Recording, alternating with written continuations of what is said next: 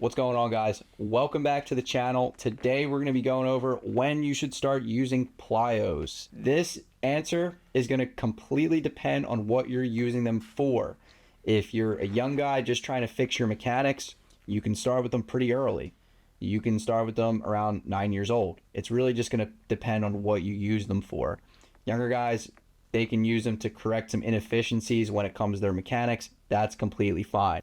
If you're using them for velo gain, you're going to want to start around high school. So when you get to high school, this is a good time to start velo training with plyos. And again, we don't want to jump right into it. We want to make sure we lay the foundation first. We build our throwing up. We're actually lifting before we do this. We want to make sure our bodies are actually strong enough to throw plyos before we jump into a velo training program. Whether you're a younger guy or a high school guy training with plyos, it's going to depend on the use, but in both cases, you're going to want to walk before you run.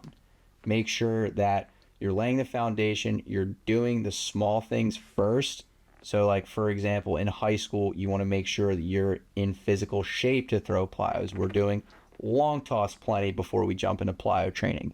And if you're a youth athlete, we want to make sure that we've been throwing for a while. We've been playing baseball for a couple years. We're actually used to throwing a baseball before we pick up a heavier ball. So the thing that people need to understand about throwing plyos is you need to have a good set of mechanics first, right? Like if you're throwing with bad mechanics already, just picking up a set of plyos and going right into a program isn't going to help.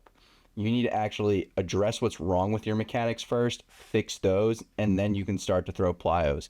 Because if you're just picking up a set of plyos, throwing them with bad mechanics, that actually puts you at a bigger risk of injury.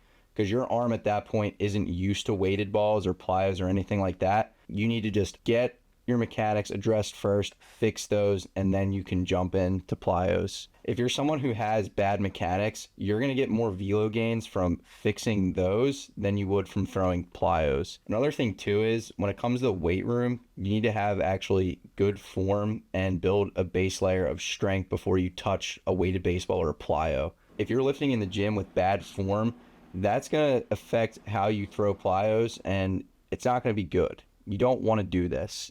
Basically what I'm trying to say is plyos aren't the end-all be-all when it comes to gaining velo. You have to have good mechanics. You have to have a base layer of strength. You have to actually know what you're doing on and off the field with throwing and lifting before you can touch a plyo ball. It doesn't make any sense to just jump right into a program because you think it looks cool or you saw your favorite pitcher doing it. These are the things that nobody tells you. You want to have a base layer of strength, of good mechanics, of all that stuff, throwing fitness, before you touch a plyo ball.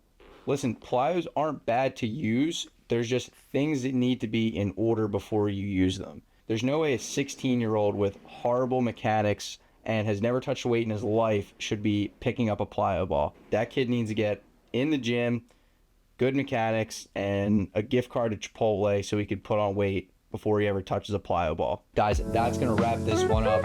Hope you got something from it. Leave a like if you enjoyed this and want to see more content like this, and we will see you on the next one.